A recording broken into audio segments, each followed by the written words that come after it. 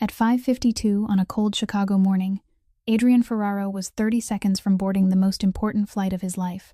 37 years old, and in the 4 years he'd run his family's business, he'd never been late, and he'd never changed his mind. He'd just ended a call the way he ended most of them: calm, polite, final. "You've got until Friday. After that, your company won't exist. Don't call me back." He didn't break stride. Then he saw the crowd at gate K9. A woman was sitting on the floor, her back against the leg of a bench, one hand pressed hard over her mouth so the sound wouldn't come out.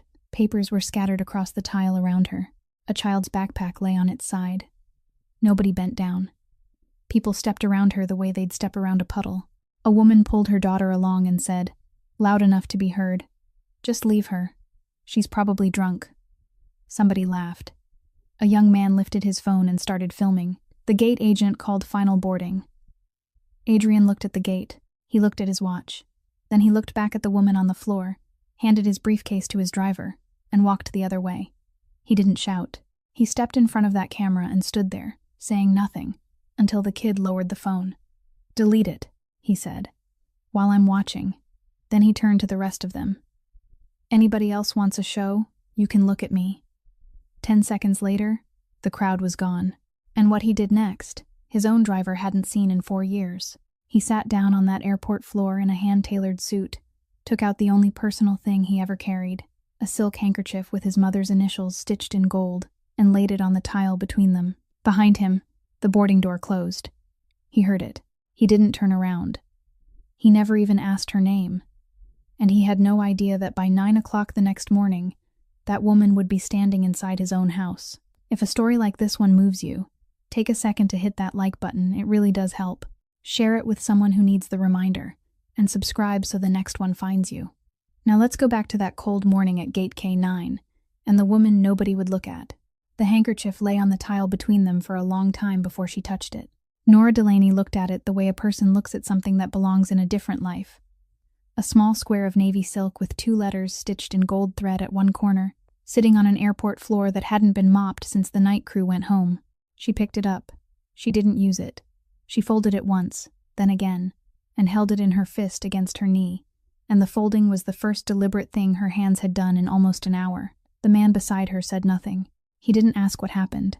He didn't tell her it would be all right. He got up after a while and walked to the coffee stand across the corridor, and when he came back, he had 2 paper cups, and he set one on the floor beside her without any ceremony at all.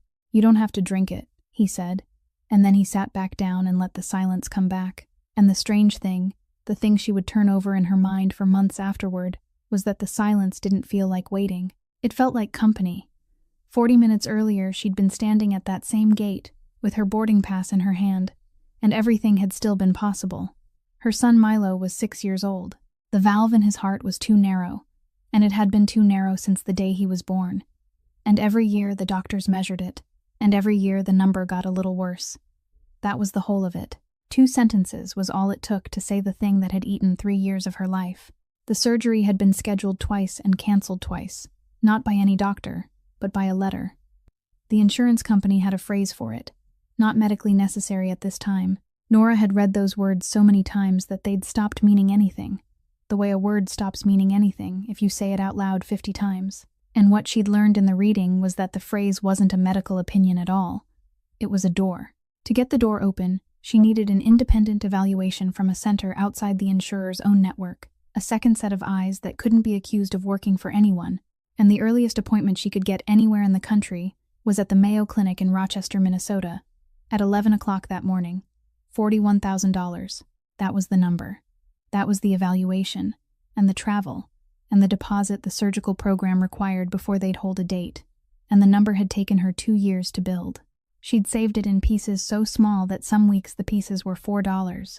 Her church on the west side had held a spaghetti supper in the parish hall and raised part of it, 90-some people eating off paper plates in a basement, so the boy in the 3rd pew could have a heart that worked, and she had stood at the door that night shaking hands until her arm ached because she didn't know any other way to thank them, and she had sold her wedding ring.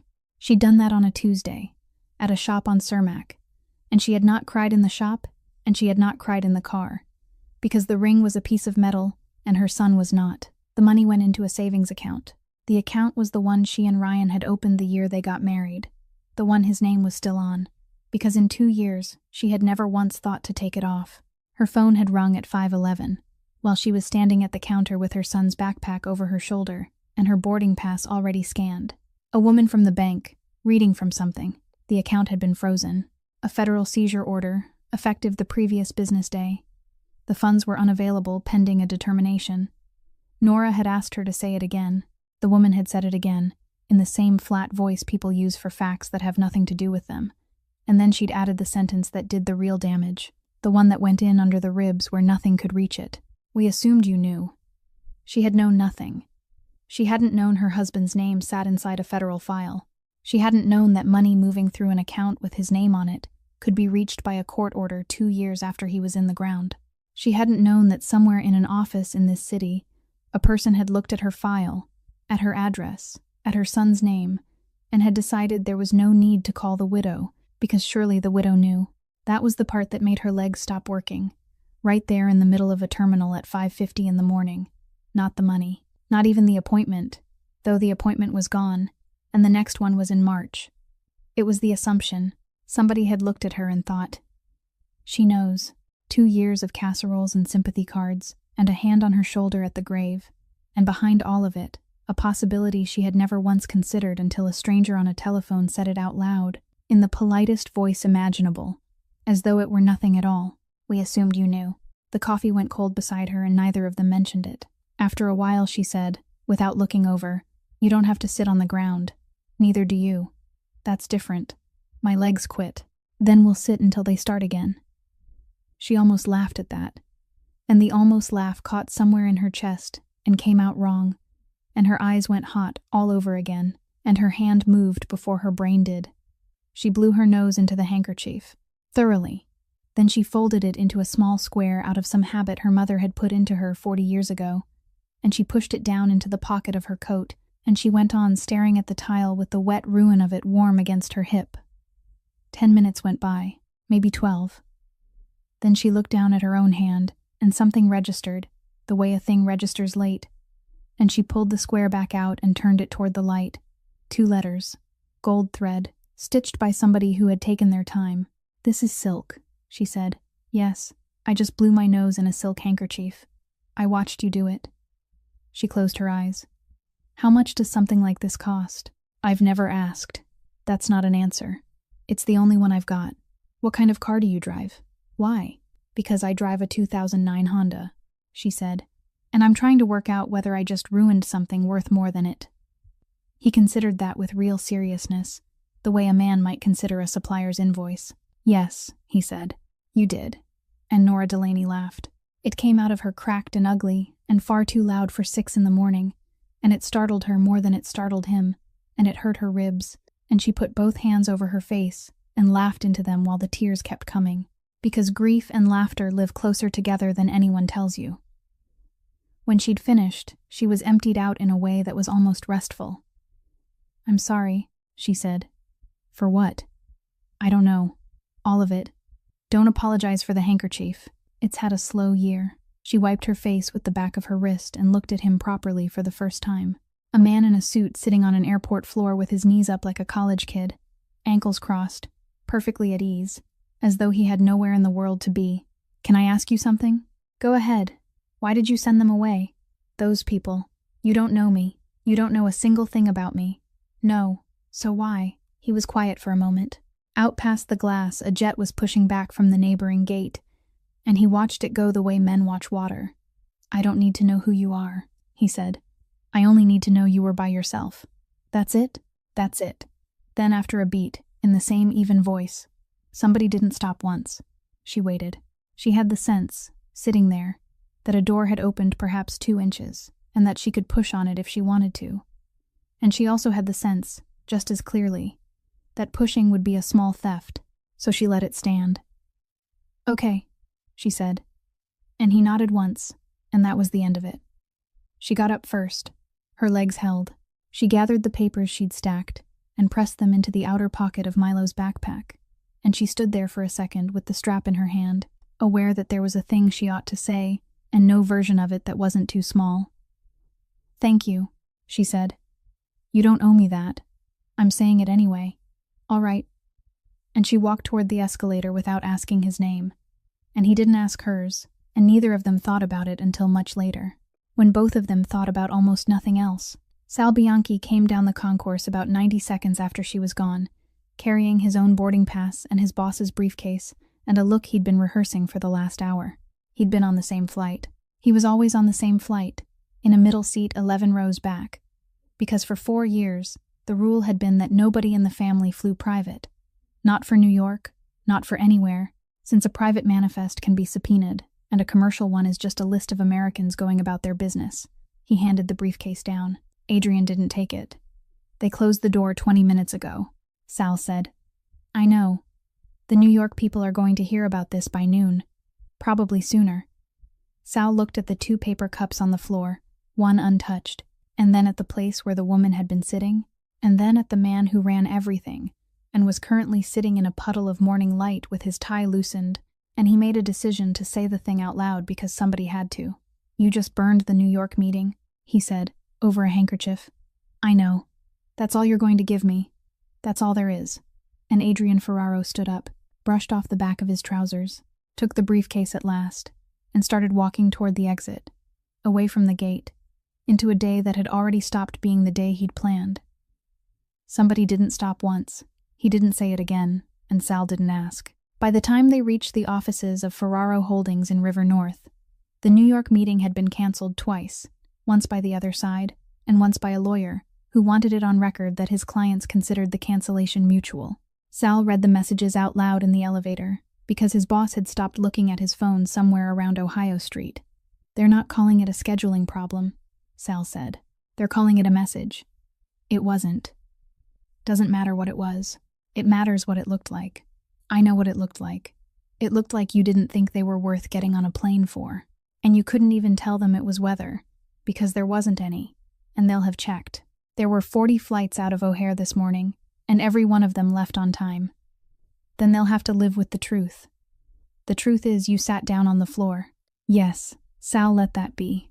He'd learned, over 4 years, that there were doors his boss opened and doors he didn't, and pushing on the second kind only got you a sore shoulder.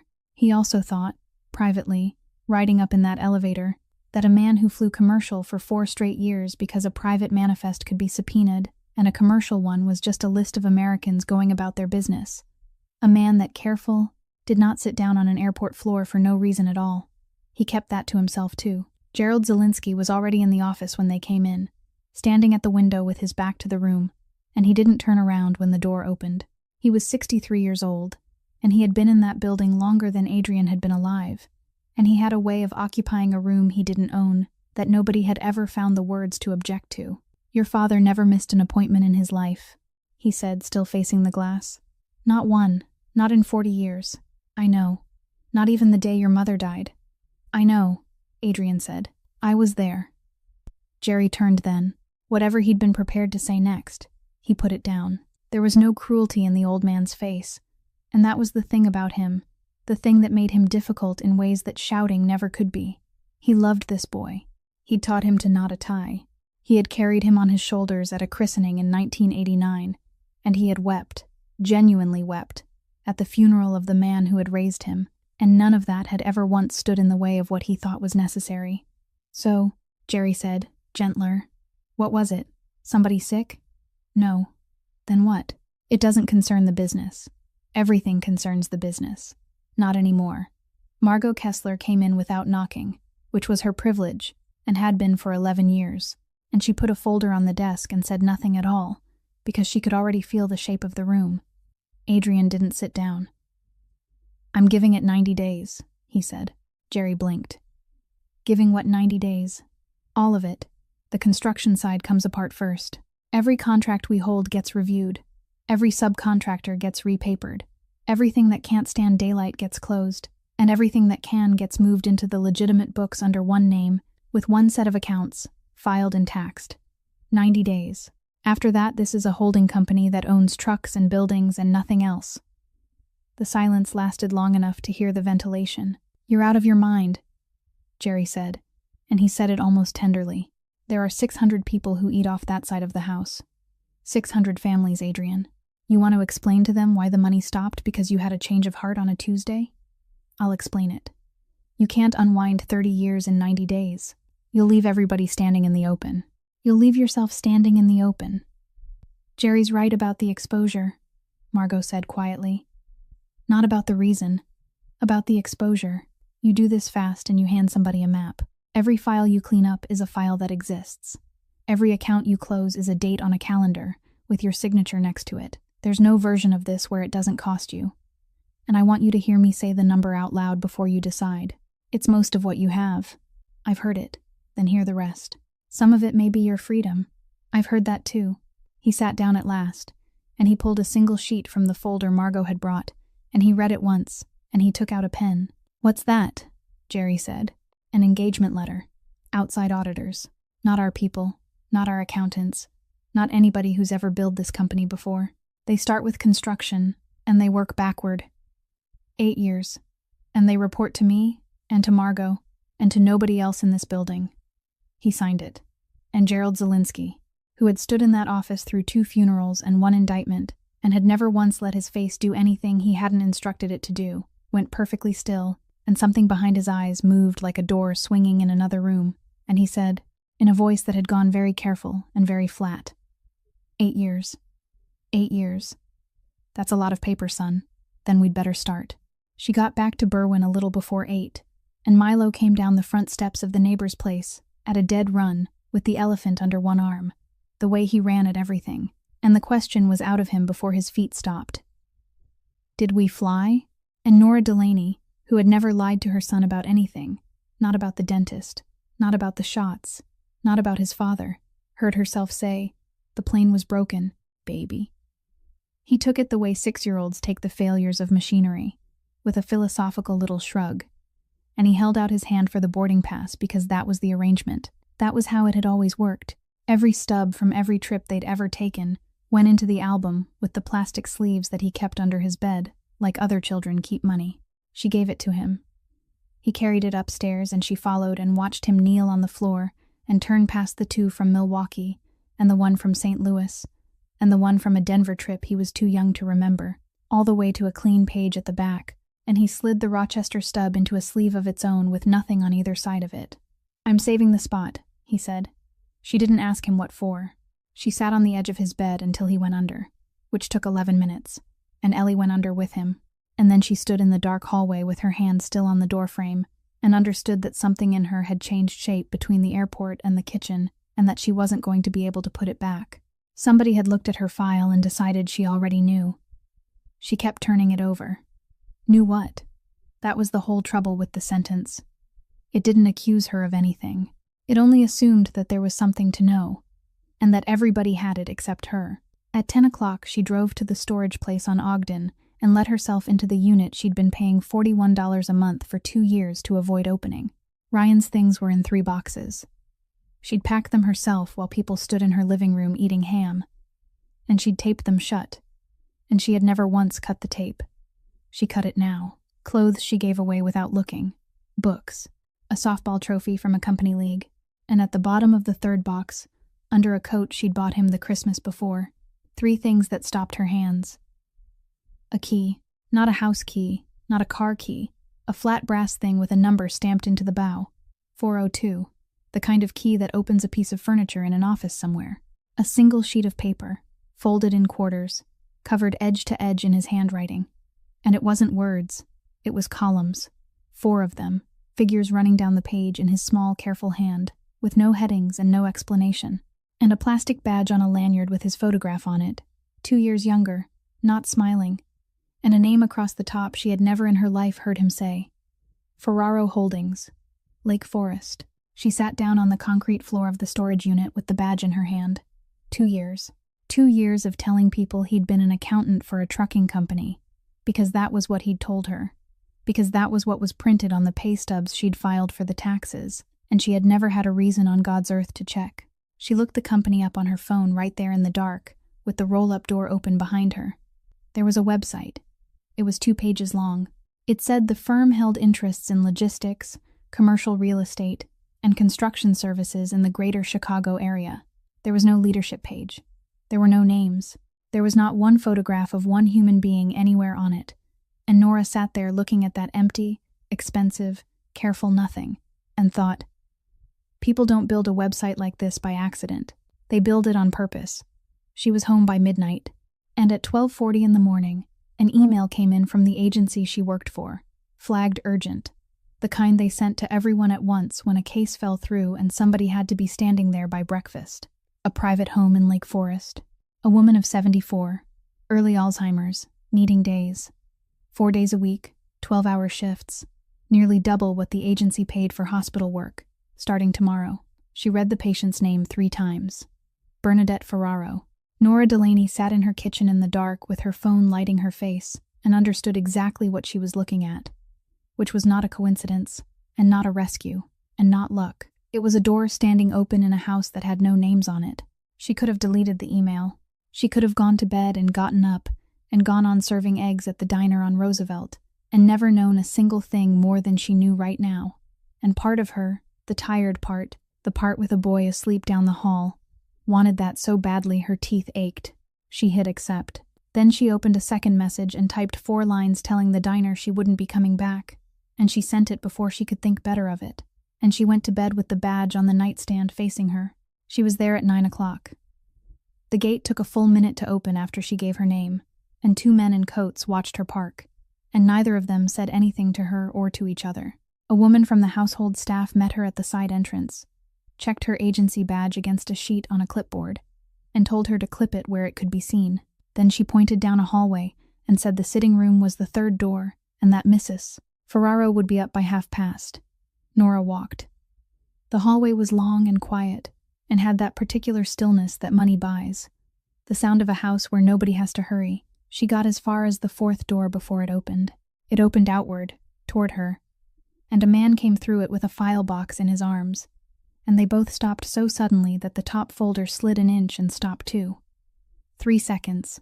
She would think about those 3 seconds for a long time afterward, how long they were, how much room there was inside them. You, she said. You. From somewhere behind him, Sal Bianchi appeared with a coffee in each hand and took in the tableau with the resigned expression of a man whose morning had just gotten longer. He looked at her. He looked at his boss. He looked back at her. You 2 know each other? No, she said. Yes, Adrian said. Sal nodded slowly. Great. That's very clear. That clears it right up. Nobody laughed. Nora's hand had gone to the badge on her chest without her telling it to, and she was thinking, absurdly, about a coat pocket in Berwyn with a folded square of navy silk still in it, unwashed, because she hadn't been able to decide what a person does with a thing like that. You had my papers, she said. Yesterday.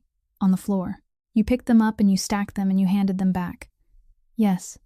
My name's on the first page. It's printed at the top in bold. You held them for at least a minute. I did. So why didn't you read them? And he answered without any hesitation at all, without the pause a man takes when he's deciding how he wants to sound. Because it wasn't my business. That was all. He didn't dress it up. He didn't tell her he'd been respecting her privacy, or that he was a gentleman, or any of the 6 things a different man would have reached for. He said it the way he'd have said the time. And Nora Delaney, standing in a hallway in Lake Forest with a clipboard signature still drying somewhere behind her, felt something in her chest turn over, because in 3 years the world had been full of people who read everything. The bank, and the insurer, and the agency, and the church committee, and the woman on the telephone, all of them holding her life up to the light and assuming they understood it, and here was a man who'd had it in his 2 hands at 6 in the morning and hadn't looked. He set the file box down on a table beside the door, because it was heavy, and because he needed a second, and the top folder shifted again when it landed. Behind him, the door to the study stood open, and inside it, Nora could see 2 more boxes, exactly like it stacked against the desk, still taped, with a delivery form taped to the top one. Outside auditors, first delivery. Construction side, working backward, oldest closed matters first, exactly as he'd asked for it, exactly as he'd signed it into being the previous afternoon. He had not opened them yet. He had been carrying the first one into the light when the door swung. You're the agency nurse, he said. Home care aide. Not a nurse. Not yet. For my aunt. For a Mrs. Bernadette Ferraro. Nobody told me whose house it was until I was through the gate. No, he said. They wouldn't have. His eyes moved then, and it was the smallest thing, a half-inch of attention, and she watched him do it and didn't understand what she was watching. He was looking at the badge clipped to her chest. Agency logo, photograph. And beneath it, in the plain block letters the agency used for everyone, the name. N. Delaney. He looked at it for perhaps 2 seconds. Then he looked down at the file box on the table beside him, at the folder that had shifted twice, and was now sitting a half-inch proud of the rest. At the label along its spine, where a clerk in this building had typed a name and a status 2 years ago, and then never touched it again. Delaney, Ryan, closed. Something went out of his face. Not shock. Nora had seen shock. She'd seen it on the faces of people at her husband's wake. And this wasn't that. This was a man watching 2 things he'd been carrying separately slide together into one shape, and understanding, in the same instant, that he was the last person in the room who should have been holding it. He didn't move for a moment. Sal, who had stopped drinking his coffee, glanced at the folder and then away. Fast. The way you look away from a thing you're not cleared to see. Adrian reached over without hurry and squared the folder back flush into the box with 2 fingers, so that the label was no longer showing. And then he looked up at her, and when he spoke, his voice had changed in a way she couldn't name and wouldn't forget. "What's your name?" He had the agency on the telephone before she'd reached the end of the hallway. He gave the case number and asked them to send someone else, today, this morning. And he was told there was nobody else until Thursday, and he said Thursday was acceptable. And then Margot Kessler, who had come by to collect a signature and had been standing in the doorway for 90 seconds, reached over and pressed the button that ended the call. "Don't," she said. "It's my house. It isn't your care plan." She sat down without being asked. "You want to walk me through the part where you explain this to the agency, because they're going to ask why, and 'I met her at the airport' is going to sound very strange coming out of your mouth, and 'her late husband's name is on a file in my study' is going to sound a great deal worse. Then I won't give a reason.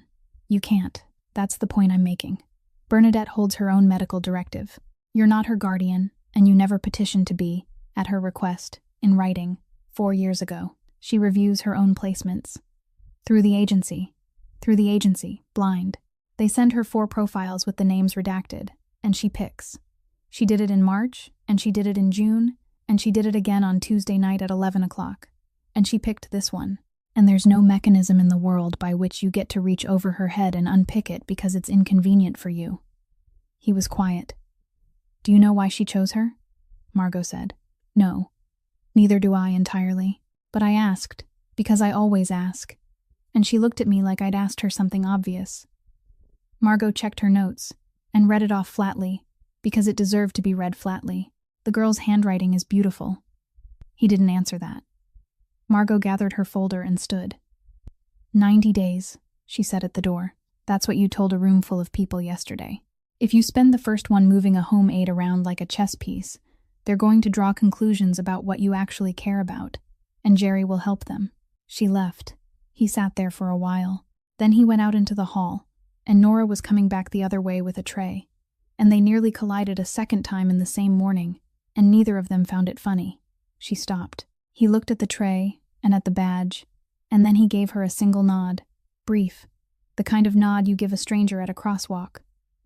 "Good luck," he said. "Thank you." That was all of it. He went one way and she went the other, and it would be 6 days before they spoke again. The sitting room was at the back of the house where the light came in all morning. Bernadette Ferraro was up and dressed and sitting at a card table with a shoebox open in front of her, and she was sorting envelopes. They were empty. Every one of them. She had them in 3 piles, and she was moving them one at a time, from the left pile to the middle pile with enormous care, turning each one to face the same direction before she set it down. The agency notes said the last 2 aides had lasted 9 days and 4 days. One of them had written difficult placement, resistant to redirection, in the box for comments. Nora set down the tray. She didn't say good morning, sweetheart. She didn't say we're going to have such a nice day. She pulled out the second chair and sat down across the table at the same height, and waited until the old woman looked up. "I'm the new aide," she said. "Before we start, what do you want me to call you?" Bernadette's hand stopped moving. She looked at Nora for a long moment, with an expression that was not confusion. "Bertie," she said. "And I'm not deaf. I only forget. All right, the last one shouted at me, very slowly, as though I were a foreigner. I won't do that. The one before her talked about me to my nephew in this room. Standing right there, she said, "She's had a bad night, hasn't she?" And I said, "I'm sitting here," and she went on talking. Bertie squared an envelope against the edge of the table. They all do that. Every one of them. My own family does it. They stand in the doorway and they say, "How is she today?" And I'm 4 feet away with my eyes open. She said it without self-pity, as a person states a fact about the weather in a city they've lived in a long time. "How are you today?" Nora asked. Bertie looked up sharply. Then something in her face eased, and she pushed the middle pile a few inches to the left, which Nora understood, without being told, was an invitation to help. They worked for 20 minutes without talking. Somewhere in the second shoebox, Bertie said, apropos of nothing, "You smell like somebody who works." "I do work." "No, like somebody who works. There's a difference in this house and you'll learn it." She set another envelope down, perfectly square. "It's rare here." The call came at 6:10 on a Thursday, a recorded voice from the district saying a water main had gone in the night and the school would be closed. Dana Kowalski across the hall had already left for her own shift. Nora stood in her kitchen doing the arithmetic that every working mother in America has done at one time or another. And the arithmetic came out the same way it always does, which is that there is no answer, only a choice about which rule you're going to break. She woke her son and dressed him, and put a coloring book and 2 juice boxes in a bag. And on the drive north she told him 3 times that he was to sit in the sunroom with the book and not go anywhere, and he agreed 3 times in the way that 6-year-olds agree, which is not the same thing as agreeing. He lasted 40 minutes.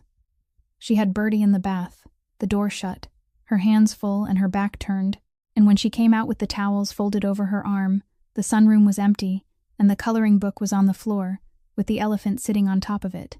And something went cold all the way through her. She found him in the front hall. He was standing about 3 feet from the most dangerous man in Chicago, looking straight up at him with his head tipped back. And he had already started. "Are you a rich guy?" Adrian Ferraro had a folder in one hand and had clearly been on his way somewhere. He looked down at the boy for a moment. "Yes." "Do you have a private plane?" "Yes." Milo nodded, absorbing this. And then came the question, delivered with the seriousness of a customs officer. "When you go on the private plane, do you get a boarding pass?" There was a pause. "No, no, no. There's a form. It's not the same." And Milo Delaney looked at him with genuine sympathy. The uncomplicated pity of a child who has just understood something sad about an adult's life. "Then you're poorer than me," he said. Nora, in the doorway, put her hand over her mouth. Adrian didn't laugh.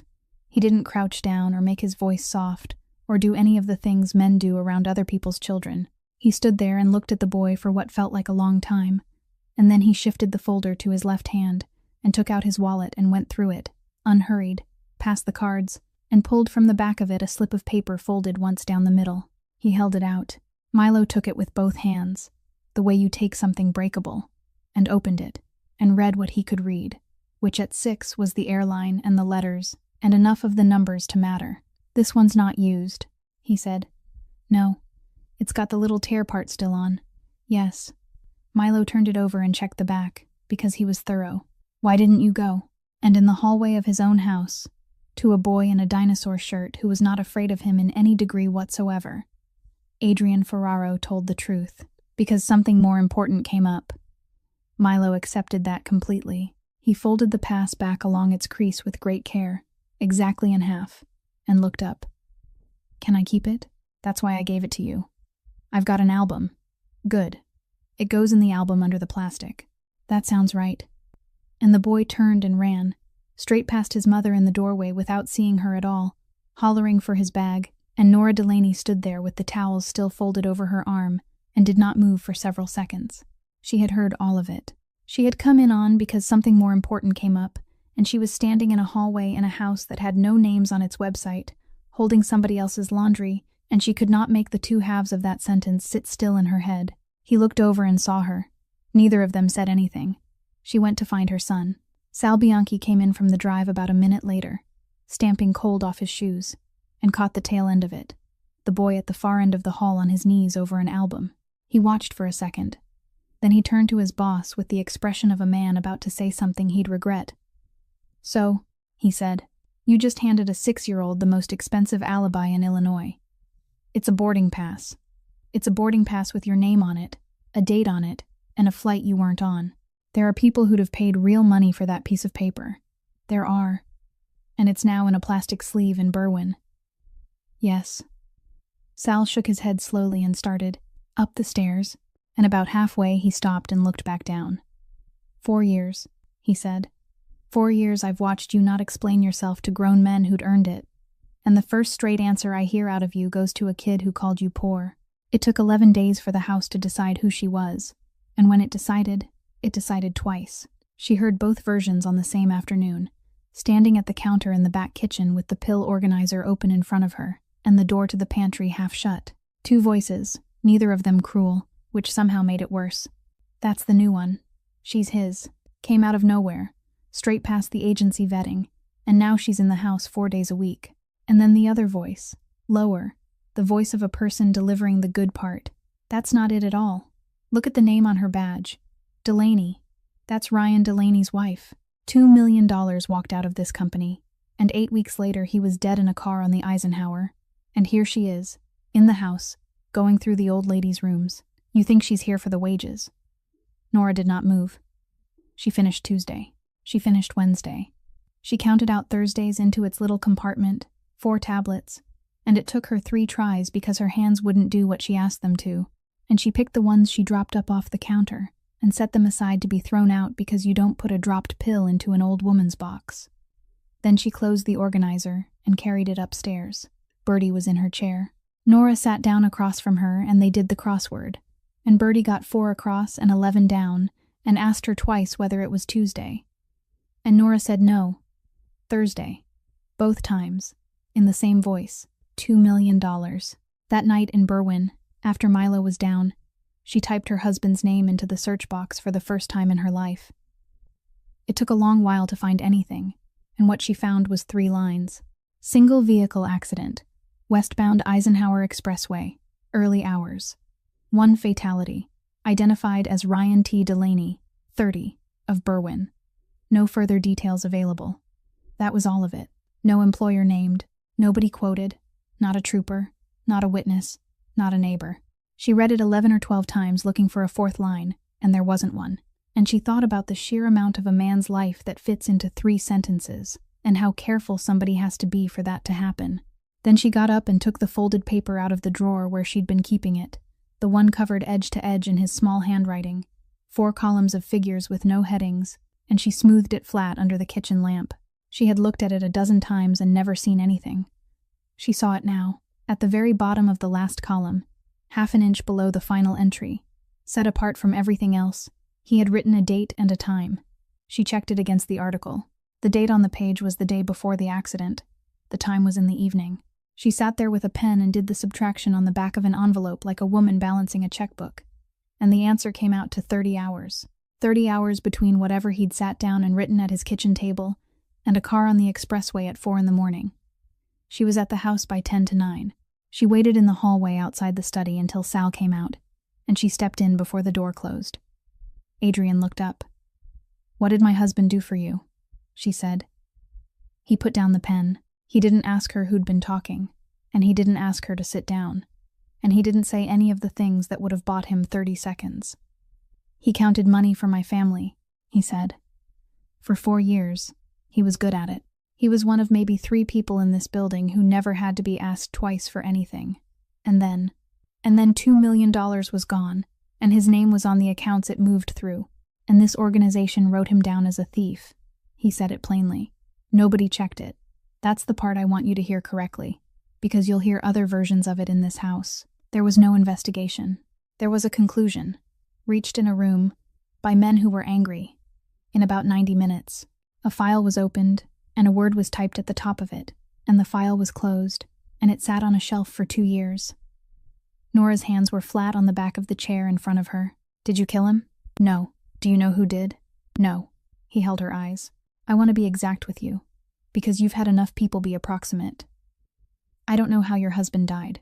I've read the report, and the report says a car went off an expressway at 4 in the morning, and there is nothing in it that tells me anything at all. It might be true.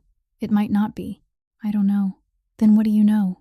And Adrian Ferraro, who had not once in 4 years said a sentence like this out loud to anyone, said, I know that we didn't ask. He called them in on a Monday. 9 men and 1 woman around a table that had held meetings of one kind or another since the Kennedy administration, and Margot Kessler at the end of it with a legal pad she never wrote on, and in the middle of the table a bound report about 2 inches thick, with a firm's name on the cover that nobody in that room had ever paid $1 to. Adrian didn't make a speech. He put his hand flat on top of the report and said, The outside auditors have finished the first tranche.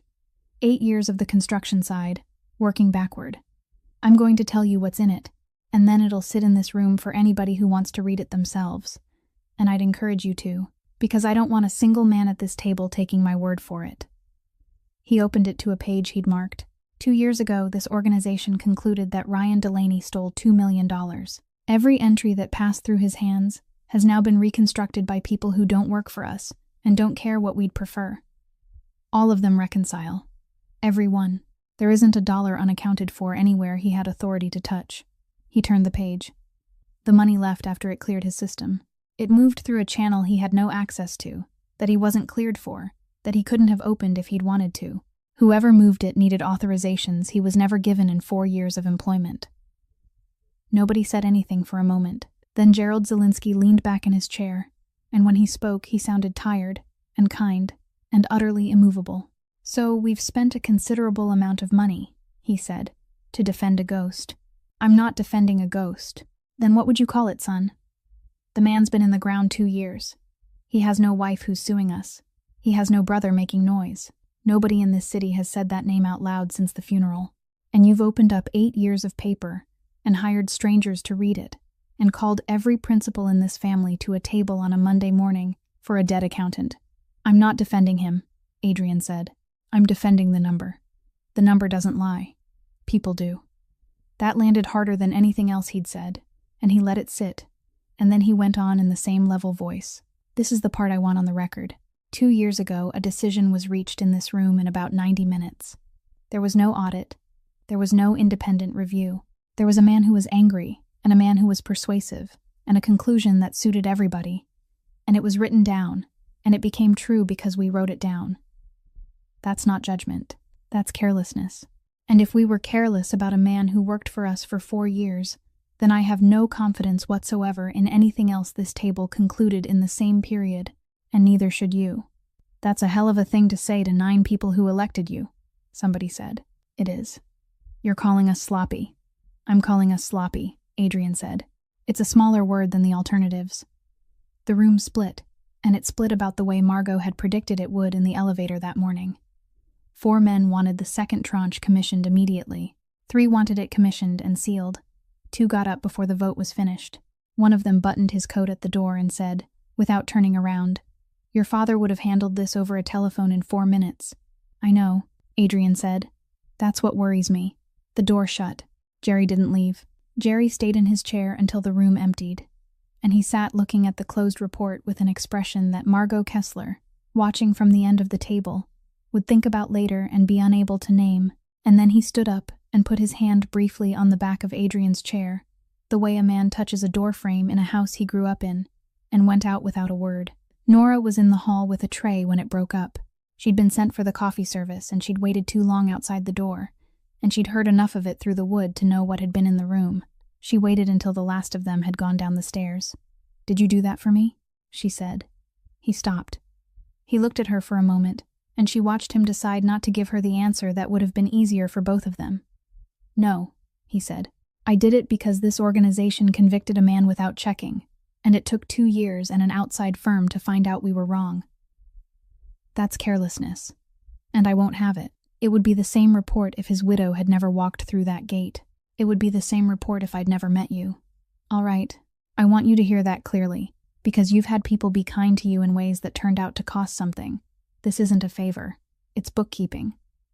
All right, she said again, and she meant it, and something in her chest loosened by a degree she hadn't expected, because in 3 years no one had done a single thing for her that didn't come attached to a reason she'd eventually have to pay for. Then she said, But it means something else, doesn't it? Yes. If Ryan didn't take it, then somebody in this house did. The school closed again the following week, a teacher institute day this time, and by then nobody bothered to pretend it was a problem. Milo came with a bag and a coloring book and the elephant, and by 10:30 he had taught Sal Bianchi to play Uno, and by noon he had beaten him 8 straight times. Sal was 6'4". He sat on a low chair in the sunroom with his knees somewhere up around his chest, holding his cards like a man holding a subpoena, and he lost and lost and lost. "The kid cheats," he said. "He's 6, Nora said from the doorway. "He's 6 and he cheats. Those aren't in conflict. He looks at his hand, then he looks at my hand, then he plays exactly the card that ruins my life. You're holding them where he can see them. I'm holding them at a normal height for a person of my size. He's 4 feet tall, Sal. Then he's got a structural advantage and he's abusing it." Milo laid down a card without any expression at all and said, "Draw 4. Sal put his forehead on the table. Bertie was in her chair by the window with the crossword on her lap, and she'd been laughing at them in that quiet way. She had a sound almost like a cough, and then, still smiling, still looking at the boy, she said, "Ryan never could beat me either." Nobody moved. Sal's head came up off the table. Nora, standing in the doorway with a folded towel in her hands, felt the whole room go still around a name that had not been said aloud in that house since the Monday meeting. Milo, who understood nothing, laid down another card and said it was Sal's turn.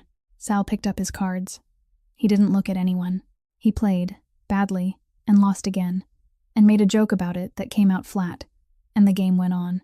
After lunch, Nora took Bertie out to the garden bench because the sun was good and because a person thinks differently in the open air. She didn't ask about it. She had learned in 3 weeks that questions put to Bertie directly went into a room and came back empty, and that the way in was sideways and slow. She brought the photograph album instead, the old one from the shelf in the sitting room, and set it on the old woman's knees and let her turn the pages at her own speed. Weddings. A christening. A man on a boat, and then a page of a groundbreaking, men in hard hats with shovels standing in a lot of broken ground with a fence behind them and the skyline off in the distance, and Bertie's finger stopped on it. "That was a bad one," she said. "Why bad?" And when the old woman spoke again, her voice had changed. And it wasn't the voice of a woman of 74 in a garden. It was the voice of somebody who had kept a set of books for 40 years and had never once been wrong about a column. "A job site can't have 2 payrolls," she said. "One for the taxes and one for the men who are actually there. It doesn't work. Somebody has to be missing. And if somebody's missing, then somebody's paying them out of a box. And if they're paying out of a box, then they're taking it out of somewhere, and it always comes out of the men. Always." She tapped the photograph twice. "I told the boy that. I said, 'This is what you're looking at. This is the whole of it. You don't need to be clever about it.'" "Which boy?" "Ryan," Bertie said, as though it were obvious. "He sat where you're sitting. He'd come out here with the pages and we'd go through them because he wanted somebody who understood the old system, and the old system was me." She smoothed the page flat with her palm. "He said he'd fix it. He said, 'Give me until the spring.'" She looked up, and her eyes were perfectly clear. Then he stopped coming. Nora's heart was going so hard she could feel it in her jaw. She made herself sit still. She made herself wait a full 10 seconds. Then she reached into her cardigan pocket and took out the flat brass key with 402 stamped into the bow, and she held it out on her open palm without saying a word. Bertie looked at it. She picked it up between 2 fingers and turned it to the light, and read the number the way you read a number you have read 10,000 times. "That's the key to my filing cabinet," she said. "How did you get that?" And Nora opened her mouth and had absolutely nothing ready. And in that half-second, the light behind Bertie's eyes moved on the way weather moves off a lake. She set the key down on the bench between them, gently, as though it were something she'd found there. She looked at the garden. "It's cold out here," she said. "Have you had your lunch?" The cabinet was in the storeroom off the back stairs, behind a rack of folded lawn furniture, a 4-drawer steel thing the color of putty that hadn't been moved in a decade. The key turned on the first try. The top 3 drawers were what you'd expect after 40 years. Invoices, ledgers, a shoebox of rubber bands. The bottom drawer held a single expanding file, and inside it were photocopies, and the photocopies were sign-in sheets from a job site on the near west side, the daily kind, the sort a foreman keeps on a clipboard, and nobody ever looks at again. 247 names. Nora counted them twice at the kitchen table at 1 in the morning with a pencil. Behind the sheets, clipped separately, was the payroll register for the same weeks. 61. She went through both lists 3 times, crossing off. And when she was finished, she sat looking at what was left, which was 186 people who had gotten up in the dark and gone to work on a building in Chicago and did not exist on a single piece of paper filed with anyone. On her day off, after she'd driven Bertie to the internist and sat in the waiting room and driven her home again, Nora went down there alone. She parked 2 blocks off and walked. The tower was up, 20-some floors of it, glass going in on the low levels, and along the back of the lot behind a fence hung with green mesh, there was a double row of shipping containers with doors cut into them and stovepipes coming out the tops, not a job site trailer. Housing. She counted 11 of them. At the end of the row, somebody had set up a canteen under a plywood roof, and it was company run, and it was selling a sandwich and a coffee for a price that would have been high in the loop and was absurd behind a fence, and hanging on the wall beside the register on a length of wire was a board. A whiteboard, ruled into columns with a marker, names down the left side, numbers running across. Not wages owed, the other direction. She was standing there long enough that a man came over. He was around 50, gray at the temples, hands like a bricklayer's, and he looked at her the way a careful man looks at a stranger who isn't wearing a hard hat. She told him she wasn't from the city, and she wasn't from a newspaper. He looked at the board, and then at her, and he decided something. "They keep the passports," he said. "For the paperwork, they tell us. 2 years now, for the paperwork." He nodded at the containers. "The room comes out of the pay. The food comes out of the pay. The van that brings us in the morning comes out of the pay." He was quiet a moment. "Every month I work more hours than the month before, and every month the number on that board is bigger than it was." And then, because there was nothing left to say, and he was a man who didn't waste words, "His name is Tomas. Mine. So you have it." That was all. He went back to his lunch. Nora stood at the fence for a long moment and understood, with a clarity that made her cold, that there was nothing here to photograph. Nobody was chained to anything. Nobody was being beaten in a corner. There were no guards on the gate, and the gate stood open, and any man on that lot could have walked through it any hour of the day.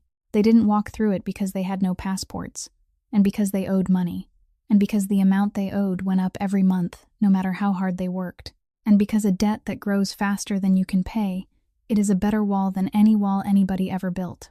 It was all bookkeeping. That was the horror of it. Somebody had sat at a desk with a pen and done this with columns. She heard the car before she saw it.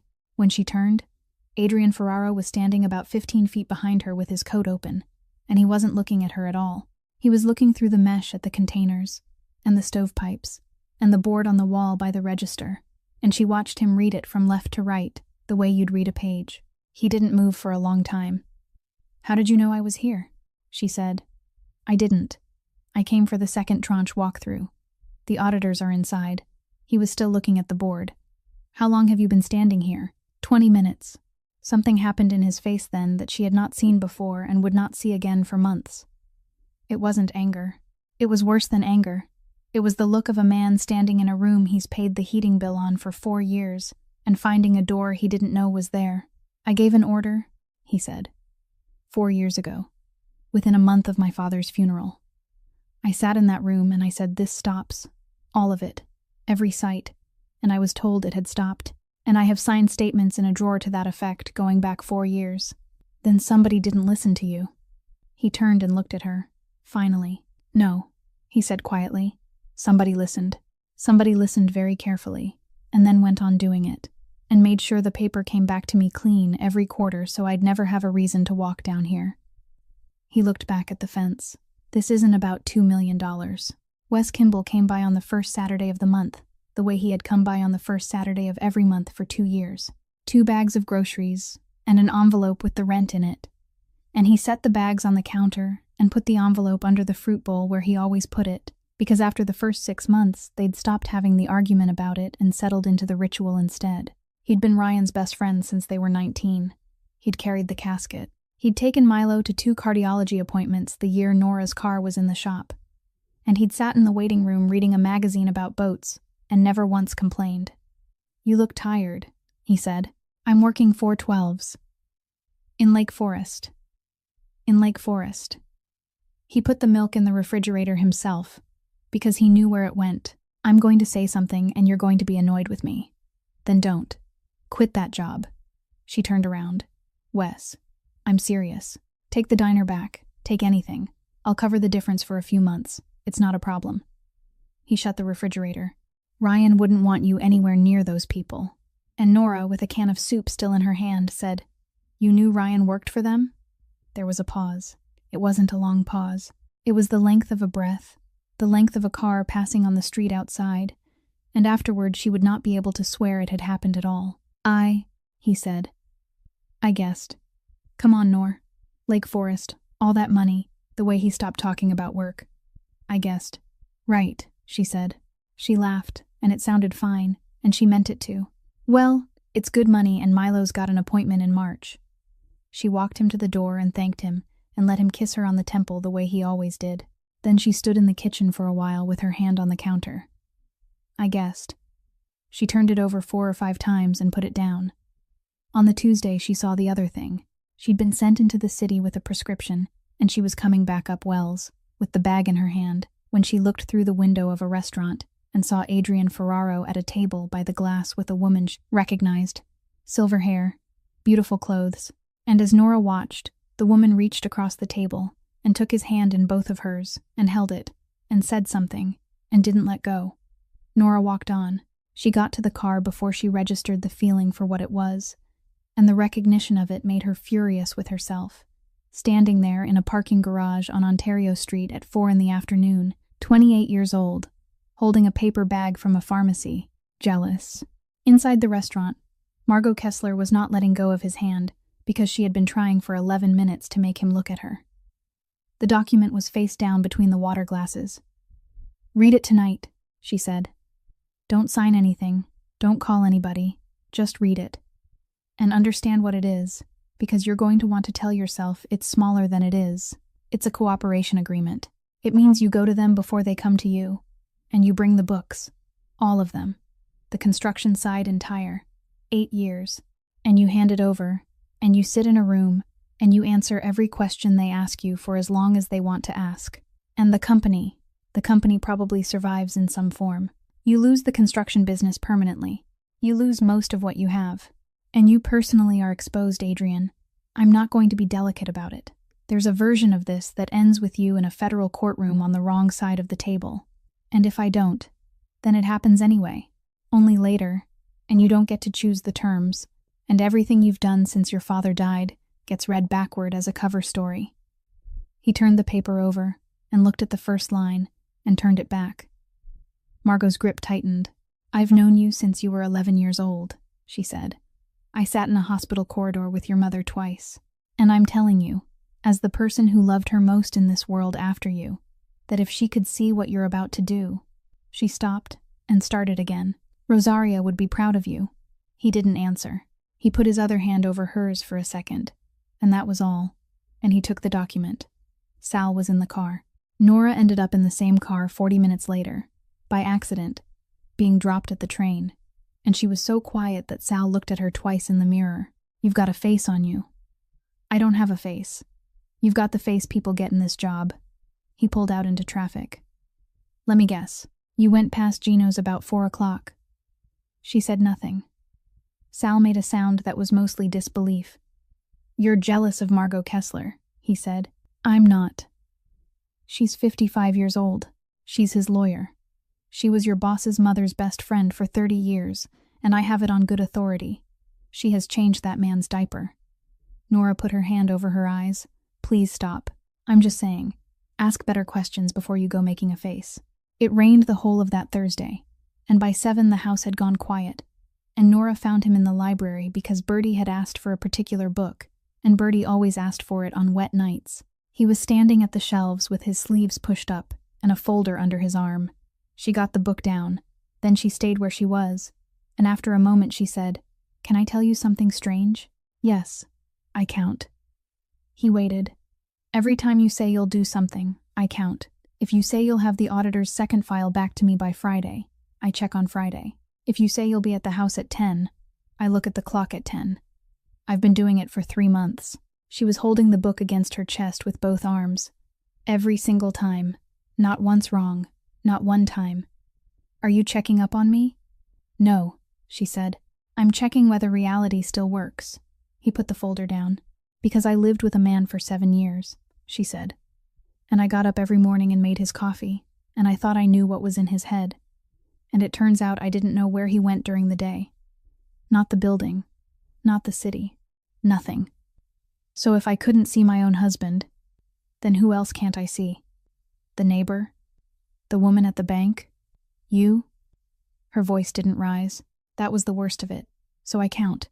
And when the number comes out right, I feel better for about an hour. And then I start again."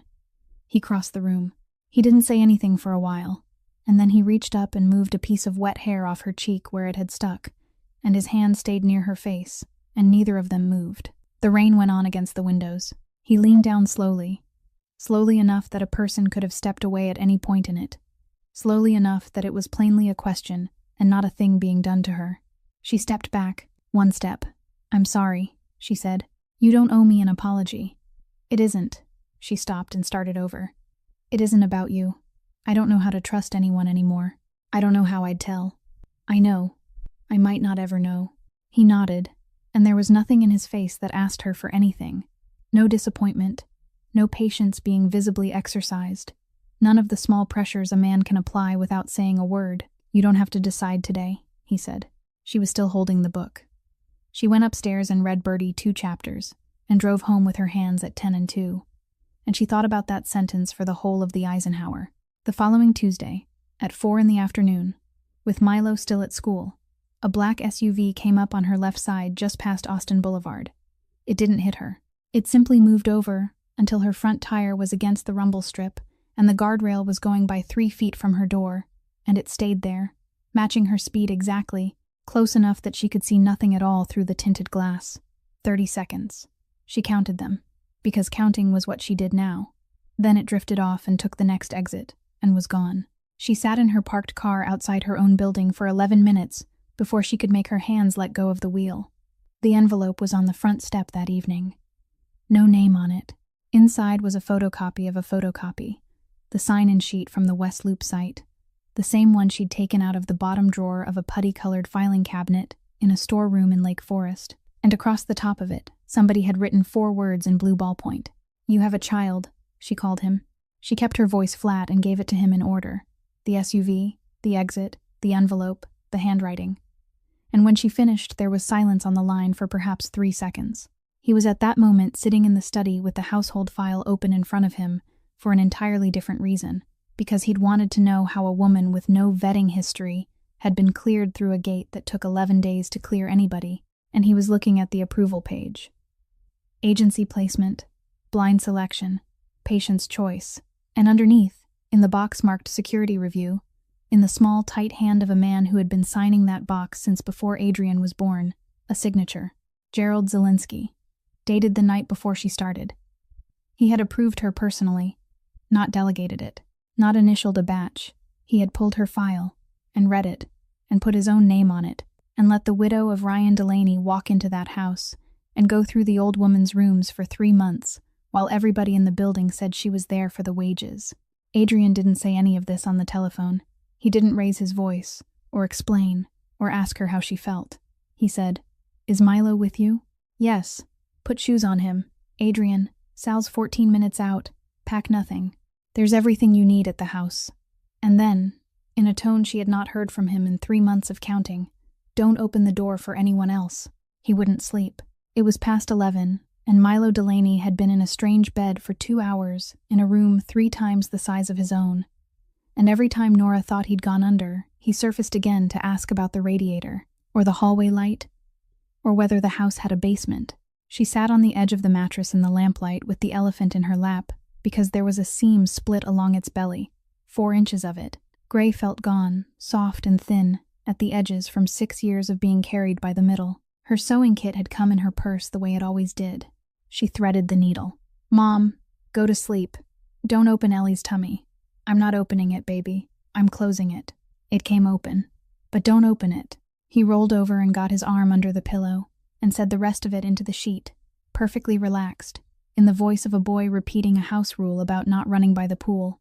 Dad said Ellie keeps a secret and I can't look until I'm big. Nora's hands stopped. Dad said that? When did he say that, sweetheart? The day he went far away for work, Milo said, and yawned, and was asleep in about 90 seconds. She sat there for a long time without moving. Then she turned the elephant over on her knees and put 2 fingers into the split seam, past the stuffing, and felt, deep inside, at the center where the batting was packed tightest, something that was not batting. It had been sewn into a little pocket of its own with white thread, in stitches that were nothing like her own, big and clumsy and doubled over twice. The work of a man who had never sewn anything in his life. She carried her sleeping son out of that room. She put him down in the next bedroom with the door open and the lamp on, and stood over him until his breathing was deep and even. And only then, standing in the hallway with the door pulled to, did she take out what was inside. A memory card in a plastic sleeve, the size of a fingernail, and a piece of notebook paper folded into a square the size of a postage stamp. Opened out under the hall light into 6 lines of small, careful handwriting she'd have known anywhere. If you're reading this, then I didn't come home.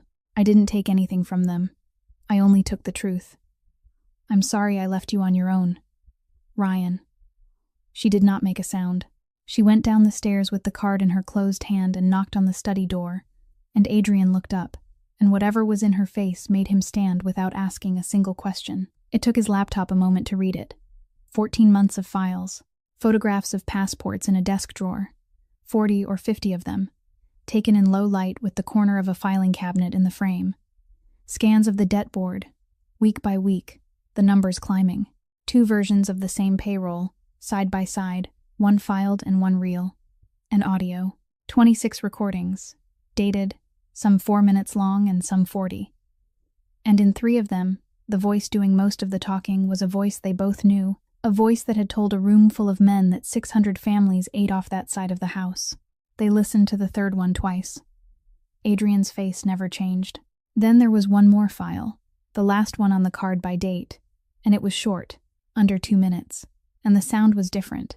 No office noise, a kitchen somewhere, a refrigerator humming. Ryan Delaney's voice, low and fast, the voice of a man talking with his hand cupped around the phone. You're the only one I trust with this. I'm taking it all to the bureau tomorrow. All of it. And then the other voice, easy, warm, entirely unhurried, a voice Nora had heard say grace at her own table. Don't worry about it, buddy. I've got you. Nora stood absolutely still. Adrian reached over and stopped the playback. Neither of them said anything for a while, and then she reached past him and turned the screen so she could see the date stamp on the file, and she looked at it, and she did the arithmetic she had already done once before at a kitchen table in Berwyn with a pen in the back of an envelope. 30 hours. 30 hours between that kitchen and the westbound Eisenhower at 4 a.m. She sat down on the floor, not dramatically. Her legs simply stopped holding her, the way they had once before, and she went down against the front of the desk with her back to it and her knees up. And she looked at nothing at all. 2 years. 2 years of the first Saturday of the month. 2 years of groceries put away in her cupboards by a man who knew where the milk went, and an envelope under the fruit bowl, and a magazine about boats in a cardiology waiting room, and a hand on her shoulder at the grave. 2 years of her son calling him Uncle Wes. So for 2 years, she said, and her voice came out very flat and very quiet. I've been thanking him. Adrian didn't answer her. He didn't tell her it wasn't her fault, or that she couldn't have known, or that they'd make it right, because there was no sentence in the English language that was going to be any use to her in that room on that night. He closed the laptop. Then he came around the desk and lowered himself down onto the floor beside her, with his back against the same desk and his shoulder about 6 inches from hers. And he stayed there, saying nothing at all, for a very long time.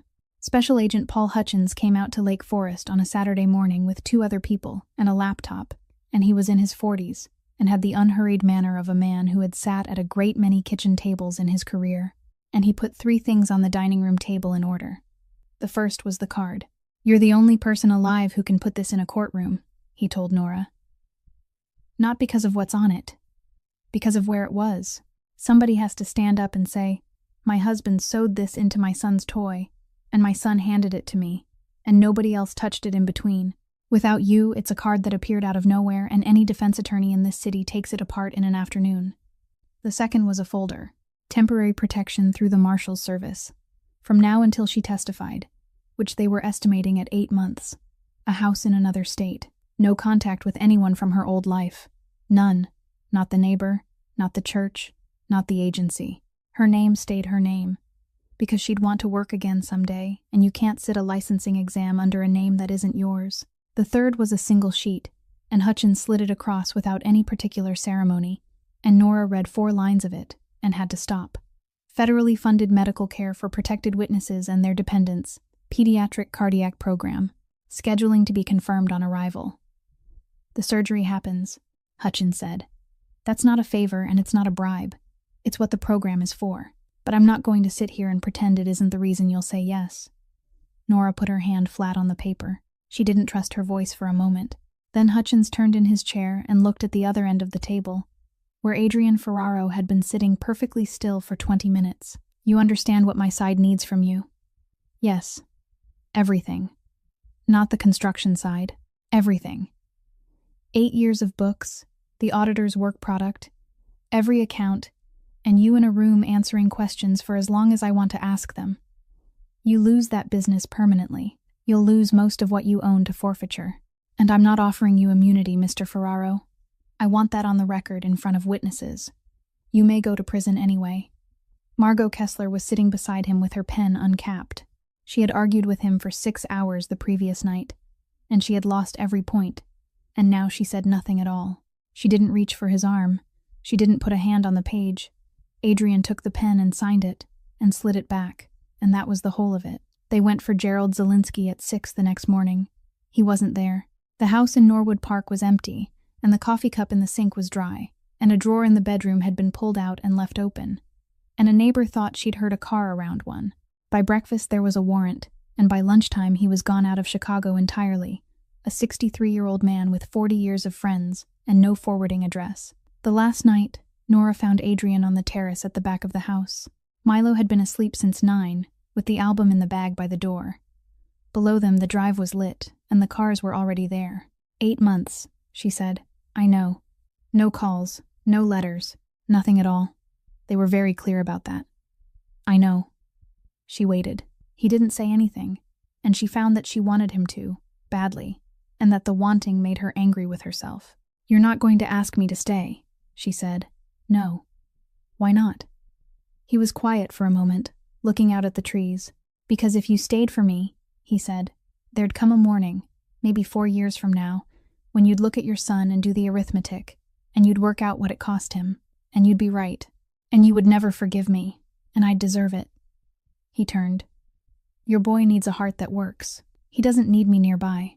She had her arms folded across herself against the cold. I've spent 3 months counting, she said. I know. I don't know what I'm supposed to count now. He picked up the folder from the bench, the one Hutchins had left, and he put it into her hands, and he held it there a second longer than he needed to. Go, he said. I'll still be here. No promise beyond that. No speech, no vow, no request for one in return. Nothing she'd have to carry. They left at 4 in the morning. 2 federal cars in the drive with their lights off. A woman marshal who took the bag. A man who checked the road. Nora buckled her son into the back seat, half asleep in his coat, with the elephant under his arm, and the album on his knees, and she got in beside him. Adrian stood on the steps. He didn't come down to the car. As they came around the turn in the drive, Milo woke enough to look back through the rear window, and he lifted one hand, and he waved, the loose, slow wave of a 6-year-old at 4 in the morning. The gate opened, the gate closed, and Adrian Ferraro stood on the steps of that house in his shirt sleeves in the cold, and watched the taillights go down the road, and did not go inside until they were gone. They brought him back into the city for it in April, quietly, on a Tuesday, and the surgeon at Lurie Children's was a woman named Vivian Hale, who had done the operation something over 400 times, and who told Nora exactly how long it would take, and then took 9 hours to do it. There were 2 marshals in the corridor, and Nora sat alone in the family waiting area on the 4th floor, with a square of navy silk wound around her right hand, the one she had never given back and had never quite been able to explain to herself why. He came up out of the anesthesia slowly that evening, and the first thing Milo Delaney said, before he said anything about pain or water or his mother, was, "Where's Ellie?" She put the elephant into the crook of his arm. He got his fingers around one gray ear and shut his eyes, and then opened them again about a minute later, with something else on his mind. "Does the plane guy know I got my operation?" Nora smoothed his hair back off his forehead and said she didn't think so. Not yet. And Milo accepted this the way he accepted the failures of machinery and went back to sleep. The rest of it happened in a town in Wisconsin, with one traffic light and a lake at the end of the main street. She had left nursing school 7 credits short the year Ryan died, and she had told herself for 3 years that the door had closed. It hadn't. She wrote to the school in January. She registered in February under her own name, because her name was the one thing they'd let her keep, and she finished the coursework, and then she did the clinical hours, all of them, 400 and change, in a small county hospital 40 minutes up the road.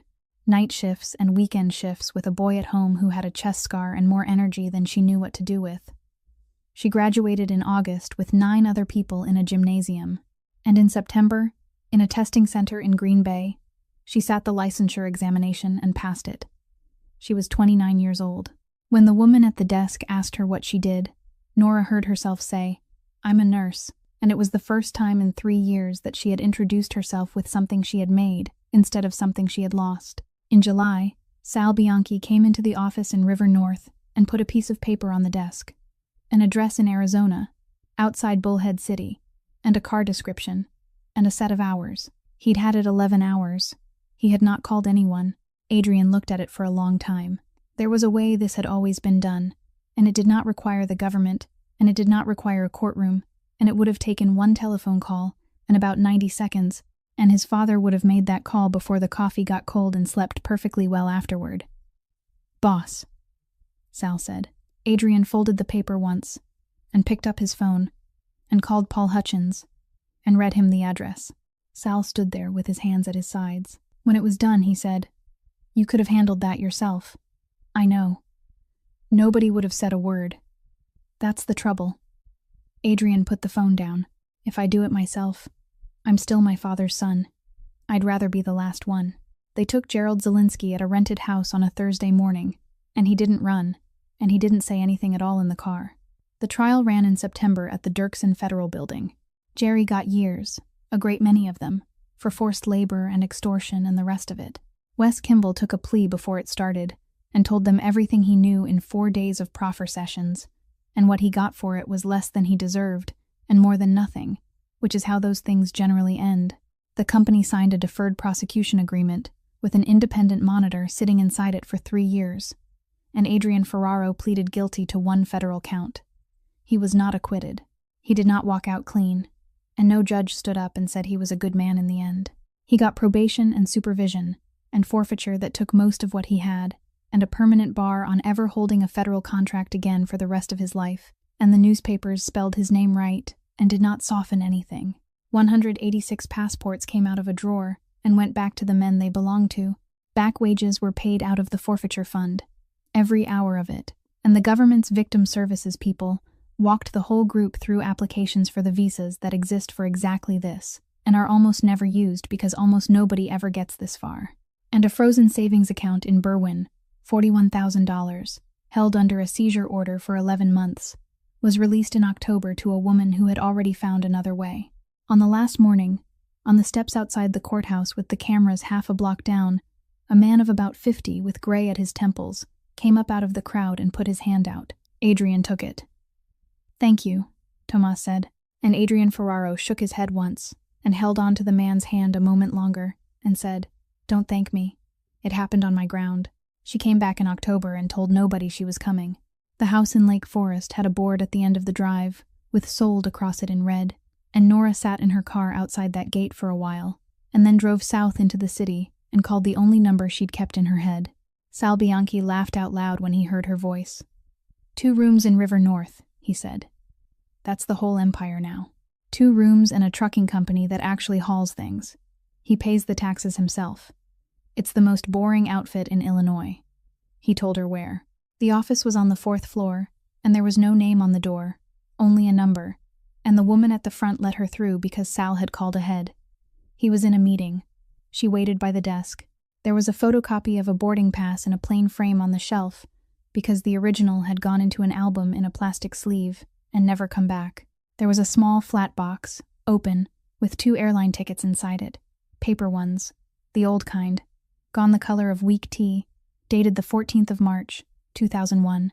And on the blotter there was a cup of coffee, still warm enough to be steaming, made the way she took it, with a piece of notepaper folded under it. Still glad I missed it. He came in 10 minutes later, exactly when the woman had said he would. Neither of them moved for a moment. Then Nora took a plastic bag out of her purse and set it on the desk. Inside, washed 3 times and pressed flat, was a square of navy silk with 2 gold letters in the corner. "I couldn't get the hospital out of it," she said. "I don't think it's coming out." He didn't pick it up. "You kept it for 11 months. You gave it to a stranger in about 3 seconds. "No," he said. "I didn't give it to a stranger. I gave it to somebody who was by herself." And then he sat down and told her the rest of it, in the flat voice of a man reading a report he'd read many times. In March of 2001, his mother bought 2 tickets to Phoenix, where her sister lived. One for her, one for him, and he had been 12 years old.